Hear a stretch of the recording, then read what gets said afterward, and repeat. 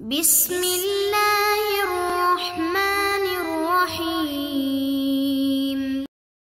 نحمده ونصلی علی رسولہ الکریم والحمد للہ رب العالمین وعن ابن عمر رضی اللہ عنہما قال قال النبی صلی اللہ علیہ وسلم افر الفرا ان یری الرجل عینیہ ما لم ترایا رواہ البخاری۔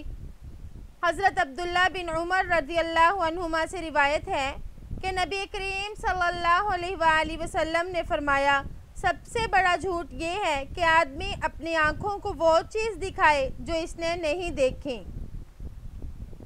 عینی یہ عینن کا تثنیہ ہے، اس کا مطلب ہے آنکھ، اور اس کی جمع عیون آتی ہے۔ تو اس حدیث میں جھوٹا خواب بنانے کی مذمت بیان کی جا رہی ہے کہ اس کو بڑا جھوٹ اور بہتان فرمایا گیا۔ علماء نے اس کی وجہ یہ بیان فرمائی کہ خواب وحی کا ایک حصہ ہے اور اس کا تعلق بھی اللہ جل شانہ سے ہے، پس جھوٹا خواب گویا کہ اللہ جل شانہ پر بہتان باندھنا ہے، تو اس لیے اس کو منع فرمایا۔ اور اس کا حدیث جو تھا میں لفظ آیا تھا رأیتو، اس کی تشریح فرما رہے ہیں کہ رأیتو کا مطلب ہے فی ما لم یرا، یعنی وہ جو اس نے نہیں دیکھا۔ اس حدیث مبارک میں آپ صلی اللہ علیہ وآلہ وسلم اپنے ایک لمبے خواب کا تذکرہ فرما رہے ہیں۔ تو اس حدیث میں اس خواب کا ذکر کیا جائے گا کہ آپ صلی اللہ علیہ وآلہ وسلم کو خواب میں فرشتوں نے جنت دکھلائی اور جہنم دکھلائی، جہنم کے عذاب وغیرہ، تو یہ سب دکھلائے۔ آپ صلی اللہ علیہ وآلہ وسلم جسمانی طور پر جب معراج پر گئے تب بھی اللہ پاک نے آپ کو جنت اور جہنم دکھلائی، اس کے علاوہ آپ کو خواب میں بھی دکھائی گئی۔ تو اس حدیث میں اسی کا ذکر ہوگا کہ کیسے کن گناہگاروں کو کس طرح کی سزائیں مل رہی تھیں۔ وَعَنْ سَمُرَةَ بِنْ جُنْدُبَ رضی اللہ عنہ قال كان رسول اللہ صلی اللہ علیہ وسلم مما يكثر ان يقول لاصحابه هل راى احد منكم من رؤيا فيقص عليه من شاء الله ان يقص وانه قال لنا ذات غداة انه اتاني الليلة آتيان وانهما قالا لي انطلق فان انطلقت معهما وان اتينا على رجل مضطجع وَإِذَا آخَرُ قَائِمٌ عَلَيْهِ بِصَخْرَةٍ فَإِذَا هُوَ يَهْوِي بِالصَّخْرَةِ لِرَأْسِهِ فَيَسْلَغُ رَأْسَهُ فَيَتَدَهْدَهُ الْحَجَرُ هَاهُنَا فَيَتْبَغُ الْحَجَرَ فَيَأْخُذُ فَلَا يَرْجِعُ إِلَيْهِ حَتَّى يَصِحَّ رَأْسُهُ كَمَا كَانَ ثُمَّ يَعُودُ عَلَيْهِ فَيَفْعَلُ بِهِ مِثْلَ مَا فَعَلَ الْمَرَّةَ الْأُولَى قال قلت لهما سبحان اللہ ما هذان قال لي انطلق انطلق۔ حضرت سمرہ بن جندب رضی اللہ عنہ سے روایت ہے کہ آپ صلی اللہ علیہ وآلہ وسلم اکثر اپنے صحابہ سے پوچھا کرتے تھے، کیا تم میں سے کسی نے کوئی خواب دیکھا؟ پس آپ صلی اللہ علیہ وآلہ وسلم کے سامنے کوئی شخص جو اللہ چاہتا بیان کرتا، اور ایک دوسرے دن صبح کے وقت آپ نے ہمارے سامنے بیان کیا کہ رات کو میرے پاس دو آنے والے آئے، ان دونوں نے مجھ سے کہا چلیے، میں ان کے ساتھ چل پڑا۔ ہمارا گزر ایک ایسے شخص کے پاس سے ہوا جو لیٹا ہوا تھا اور اس کے ساتھ ہی ایک دوسرا آدمی اس کے اوپر پتھر لیے کھڑا ہے، وہ پتھر اس کے سر پر مارتا ہے اور اس کے سر کو پاش پاش کر دیتا ہے، پس وہ پتھر وہاں سے لڑھک کر دور جا گرتا ہے، تو وہ پتھر کے پیچھے جاتا ہے اور اس کو پکڑ لاتا ہے، اس کے دوبارہ واپس آنے تک اس کا سر پہلے کی طرح صحیح ہو جاتا ہے، وہ پھر اس کی طرف لوٹتا ہے اور وہی کچھ کرتا ہے جو اس نے پہلی مرتبہ کیا۔ فَانْطَلَقْنَا فَأَتَيْنَا عَلَى رَجُلٍ مُسْتَلْقٍ لِقَفَاهُ فَإِذَا آخَرُ قَائِمٌ عَلَيْهِ بِكَلُوبٍ مِّنْ حَدِيدٍ فَإِذَا هُوَ يَأْتِي أَحَدَ شَقِّ وَجْهِهِ فَيُشَرْشِرُ شِدْقَهُ إِلَى قَفَاهُ وَمَنْخِرَهُ إِلَى قَفَاهُ وَعَيْنَيْهِ إِلَى قَفَاهُ ثُمَّ يَتَحَوَّلُ إِلَى الْجَانِبِ الْآخَرِ فيفعل به مثل ما فعل بالجانب الأول فما يفرغ من ذلك الجانب حتى يصح ذلك الجانب كما كان ثم يعود عليه فيفعل مثل ما فعل في المرة الأولى. قال قلت سبحان الله ما هذان قال لي انطلق انطلق فانطلقنا فأتينا على مثل التنور فأحسب أنه قال فإذا فيه لغة وأصوات.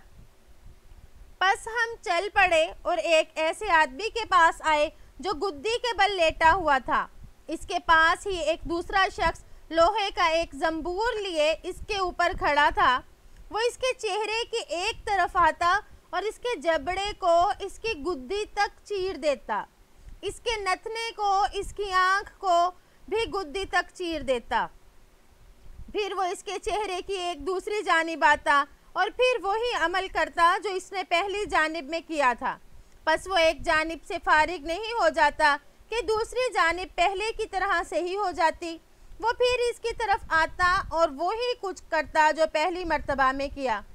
آپ صلی اللہ علیہ وآلہ وسلم نے فرمایا, میں نے کہا سبحان اللہ, یہ دو آدمی کون ہیں؟ انہوں نے کہا, مجھے کہا چلیے. پس ہم چلے اور ہم تنور جیسے گڑھے پر آئے.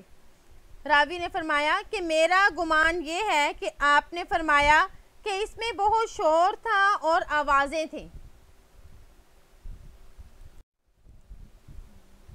فَاطَّلَعْنَا فِيهِ فَإِذَا فِيهِ رِجَالٌ وَنِسَاءٌ عُرَاةٌ وَإِذَا هُمْ يَأْتِيهِمْ لَهَبٌ مِّنْ أَسْفَلَ مِنْهُمْ فَإِذَا أَتَاهُمْ ذَلِكَ اللَّهَبُ ذَوْذَوْا قُلْتُ مَا هَؤُلَاءِ قَالَ لِي انطلق انطلق فانطلقنا فأتينا على النهر حسبت أنه كان يقول أحمر مثل الدم وإذا في النهر رجل سابح يسبح وإذا على شط النهر رجل قد جمع عنده حجارة كثيرة وإذا ذلك السابح يسبح ما يسبح ثم يأتي ذلك الذي قد جمع عنده الحجارة فيغفر له فاه فيلقمه حجرا فينطلق فيسبح ثم يرجع إليه كلما رجع إليه فغر له فاه فالقمه حجرا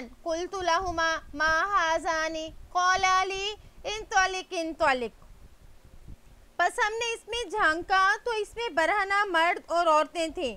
اس کے نیچے سے آگ کا شعلہ اٹھتا اور جب وہ ان کو لگتا تو وہ چیخیں مارتے ہیں. میں نے پوچھا یہ کون لوگ ہیں؟ تو انہوں نے مجھ سے کہا چلیے چلیے. پس ہم چلے اور ایک نہر پر آئے. راوی کا بیان ہے کہ میرا گمان ہے کہ آپ صلی اللہ علیہ وآلہ وسلم فرماتے تھے وہ خون کی طرح سرخ تھی. اس میں ایک تیراک تیر رہا ہے اور نہر کے کنارے پر ایک آدمی ہے جس نے اپنے پاس بہت سے پتھر جمع کر رکھے ہیں. یہ تیرنے والا جب تک تیرتا ہے پھر اس شخص کے پاس آتا ہے جس نے اپنے پاس پتھر جمع کیے ہوئے ہیں. وہ اس کے سامنے آ کر اپنا منہ کھولتا ہے. وہ اس کے منہ میں پتھر کا لقمہ ڈال دیتا ہے. وہ پھر جا کر تیرنے لگتا ہے اور پھر اس کی طرف لوٹ آتا ہے. جب بھی اس کی طرف لوٹ کر آتا ہے اس کے سامنے اپنا منہ کھولتا ہے اور وہ پتھر کا لقمہ اس کے منہ میں ڈال دیتا ہے. میں نے ان سے کہا یہ شخص کون ہے؟ انہوں نے مجھے کہا کہ چلیے انطلق انطلق یعنی چلیے چلیے.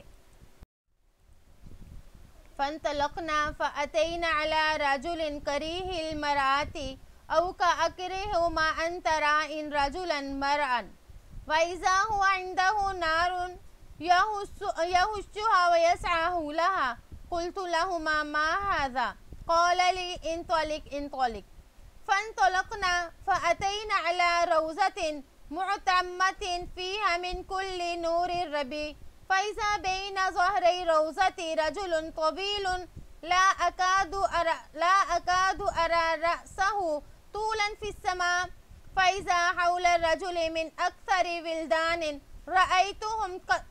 ما رأيتهم قط قلت ما هذا وما هؤلاء قال لي انطلق انطلق.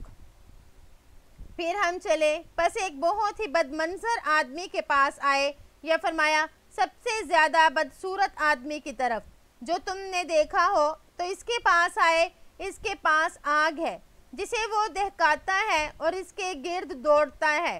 میں نے دونوں ساتھیوں سے پوچھا یہ کیا ماجرا ہے؟ انہوں نے مجھے کہا چلیے چلیے۔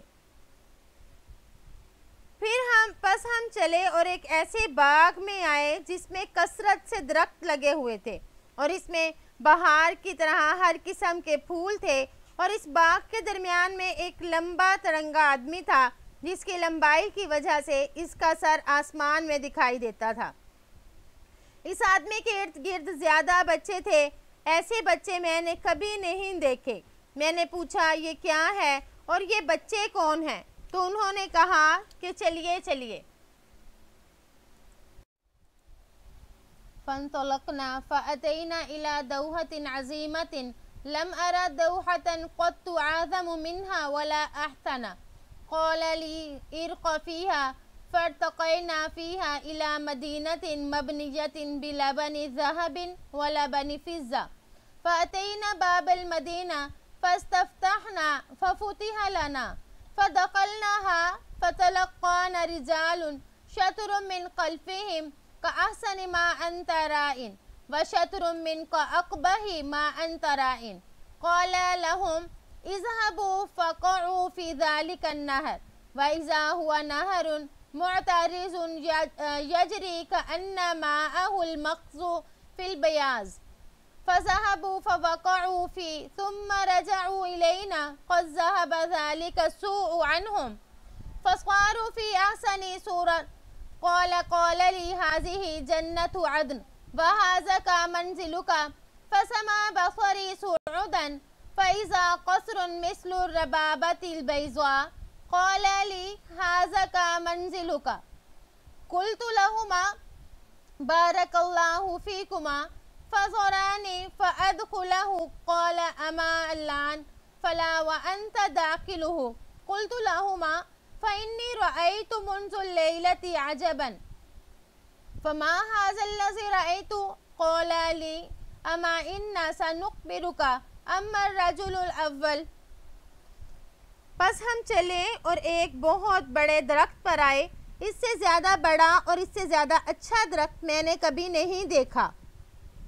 دونوں ساتھیوں نے مجھے کہا اس پر چڑھیے، پس ہم اس پر چڑھے تو ایک ایسا شہر ہمیں نظر آیا جو سونے چاندی کی اینٹوں سے بنا ہوا تھا۔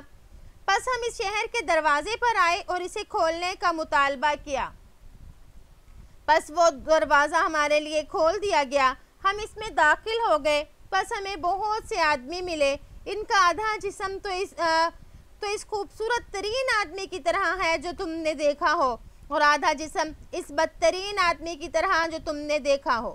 دونوں ساتھیوں نے ان آدمیوں سے کہا جاؤ اور اس نہر میں کود جاؤ۔ وہاں ارزن ایک نہر بہہ رہی تھی اور اس پانی کی سفیدی میں گویا دودھ تھا۔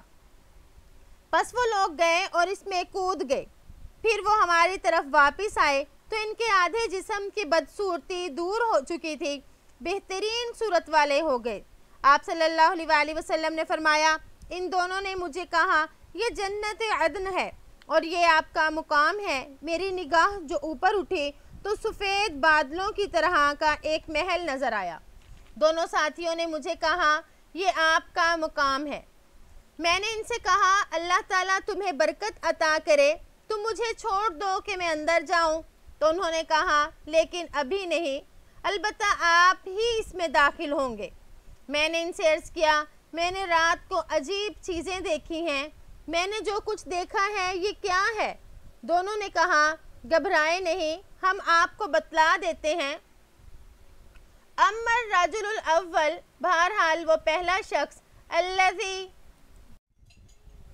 اتیت علیہ یسلغ رأسہ بالحجر فإنہ الرجل یأخذ القرآن فیرفضہ وینام عن الصلاة المکتوبہ، وأما الرجل الذی اتیت علیہ یشرشر شدقہ الی قفاہ ومنخرہ الی قفاہ وعینہ الی قفاہ، فإنہ الرجل یغدو من بیتہ فَيَكْذِبُ الْكَذَبَةَ تَبْلُغُ الْآفَاقَ وَأَمَّا الرِّجَالُ وَالنِّسَاءُ الْعُرَاةُ الَّذِينَ هُمْ فِي مِثْلِ بِنَاءِ التَّنُورِ فَإِنَّهُمُ الزُّنَاءُ وَالزَّوَانِ وَأَمَّا الرَّجُلُ الَّذِي أَتَيْتَ عَلَيْهِ يَسْبَحُ فِي النَّهْرِ وَيُلْقَمُ الْحِجَارَةَ فَإِنَّهُ آكِلُ الرِّبَا وَأَمَّا الرَّجُلُ الْكَرِيَّةُ الْمَرَاةِ الَّذِي عِنْدَ النَّارِ يَهُشُّهَا وَيَسْعَى حَوْلَهَا فَإِنَّهُ مَالِكُ خَازِنُ جَهَنَّمَ وَأَمَّا الرَّجُلُ الطَّوِيلُ الَّذِي فِي الرَّوْضَةِ فَإِنَّهُ إِبْرَاهِيمُ وَأَمَّا الْوِلْدَانُ الَّذِينَ حَوْلَهُ فَكُلُّ مَوْلُودٍ مَاتَ عَلَى الْفِطْرَةِ وَفِي رِوَايَةِ الْبَرْقَانِي وُلِدَ عَلَى الْفِطْرَةِ فَقَالَ بَعْضُ الْمُسْلِمِينَ جس کے پاس سے آپ صلی اللہ علیہ وآلہ وسلم گزرے اور اس کا سر پتھر سے کچلا جا رہا تھا، وہ شخص ہے جو قرآن حاصل کرے پھر اسے چھوڑ دے اور فرض نماز پڑھے بغیر سو جائے، اور وہ آدمی جس کے پاس سے گزرے جس کے جبڑوں کو، اس کے نتنے کو اور اس کی آنکھ کو اس کی گدی تک چیرا جا رہا تھا، یہ وہ شخص ہے جو صبح اپنے گھر سے نکلتا اور جھوٹ بولتا ہو، اس کا یہ جھوٹ دنیا کے کنارے تک پھیل جاتا ہے، اور وہ برہنہ مرد اور عورتیں جو تنور جیسے گڑھے میں تھیں، وہ بدکار مرد اور بدکار عورتیں تھیں، اور وہ آدمی جس کے پاس آپ آئے اور وہ نہر میں تیر رہا تھا، اس کے منہ میں پتھر کا لقمہ دیا جاتا تھا، وہ سود خور شخص تھا، اور وہ نہایت بدمنظر آدمی جو آگ کے پاس تھا اسے دہکاتا تھا، اس کے گرد دوڑتا تھا، وہ داروغہ جہنم مالک ہے، اور وہ دراز قد آدمی جو باغ میں تھا حضرت ابراہیم علیہ السلام تھے، اور وہ بچے جو ان کے ارد گرد تھے یہ تمام وہ بچے تھے جو فطرت پر فوت ہوئے، اور برقانی کی روایت میں ہے وہ بچے ہیں جو فطرت پر پیدا ہوئے۔ مسلمانوں میں سے ایک نے سوال کیا، یا رسول اللہ وَأَوْلَادُ الْمُشْرِكِينَ فقال رسول اللہ صلی اللہ علیہ وسلم وَأَوْلَادُ الْمُشْرِكِينَ وَأَمَّا الْقَوْمُ الَّذِينَ كَانُوا شَطْرٌ مِّنْهُمْ حَسَنٌ وَشَطْرٌ مِّنْهُمْ قَبِيحٌ فَإِنَّهُمْ قَوْمٌ خَلَطُوا عَمَلًا صَالِحًا وَآخَرَ سَيِّئًا تجاوز اللہ عنہم، رواہ البخاری۔ یا رسول اللہ، اور مشرکین کے بچے بھی، تو رسول اللہ صلی اللہ علیہ وآلہ وسلم نے فرمایا مشرکین کے بچے بھی، اور وہ لوگ جن کا آدھا جسم خوبصورت اور آدھا جسم بدصورت تھا، یہ وہ لوگ ہیں جنہوں نے ملے جلے عمل کیے، کچھ نیک کیے کچھ برے بھی، تو اللہ نے ان سے درگزر فرمایا۔ تو اس خواب میں آپ صلی اللہ علیہ وآلہ وسلم کو بہت سی جو ہیں سزائیں دکھلائی گئیں، یعنی جو بد اعمال تھے، جو گناہ تھے، تو ان پر جو سزائیں ملنی تھی وہ دکھلائی گئیں، اور یہ دو شخص کون تھے جو آپ صلی اللہ علیہ وآلہ وسلم کے ساتھ خواب میں آئے؟ تو وہ حضرت جبرائیل علیہ السلام اور حضرت میکائیل علیہ السلام تھے۔ تو اس حدیث میں ان بد عملیوں کی سزائیں بھی دکھلائی گئیں، مثلا فرض نمازوں میں سستی کرنا، جھوٹ بولنا، بدکاری، سود خوری وغیرہ، اور یہ سب سزائیں آپ کو دکھلائیں۔ اس کے علاوہ نیک اعمال کا بدلہ یعنی جنت بھی دکھلایا گیا۔ تو اس سے معلوم ہوا کہ اللہ نے عذاب کے لیے جہنم اور نعمتوں کے لیے جنت بنائی ہے۔ تو اس حدیث میں جو وہ شخص تھا جس کے سر کو پھاڑا جاتا، جس کے سر کو کچلا جاتا، پھر اس کے بعد دوبارہ اس کا سر ویسے ہی ہو جاتا جیسا کہ پہلے تھا، تو یہ وہ شخص تھا جس نے قرآن کو پڑھا لیکن اس کے بعد اس کو بھلا دیا، تو اس کو یہ عذاب دیا جائے گا۔ تو اس نے نہ تو اس میں فرمایا کہ وہ رات کو سوتا رہا، یعنی رات کو اس نے تلاوت نہیں کی، کیونکہ عموماً اللہ کے بندے رات ہی کو قرآن پاک کی تلاوت کرتے ہیں، تو اس نے یہ بھی کام نہیں کیا، اور دوسرا دن میں عمل بھی نہیں کیا۔ تو عمل کے لیے دن کو خاص اس لیے ذکر کیا کیونکہ انسان دن میں ہی کام کاج وغیرہ میں مشغول ہوتا ہے، تو دن ہی وہ وقت ہوتا ہے جس میں اس نے اللہ کے دیے ہوئے احکام کے مطابق اپنی زندگی بسر کرنی ہے۔ اگرچہ رات دن دونوں ہی داخل ہیں، لیکن دن کو کام کاج اور عمل کے اعتبار سے اس لیے خاص کیا۔ اور پھر فرمایا کہ اس نے قرآن کی تلاوت نہیں کی، یعنی تلاوت نہیں کرتا تھا، تو تو ملا علی قاری رحمہ اللہ فرماتے ہیں جس کا خلاصہ یہ ہے کہ قرآن کی تلاوت میں بھی قرآن پر عمل کرنا ہے، کیونکہ اگر وہ عمل نہیں کرتا تو گویا کہ اس نے تلاوت ہی نہیں کی۔ تو اس سے معلوم ہوا دن رات وہ قرآن کے مطابق ہی اپنی زندگی بسر کرے گا۔ تو اس طرح سے دوسری سزائیں بھی آپ صلی اللہ علیہ وسلم کو دکھلائی گئیں، اور آپ صلی اللہ علیہ وسلم کو اللہ کی رحمت کی جگہ یعنی جنت بھی دکھلائی گئی۔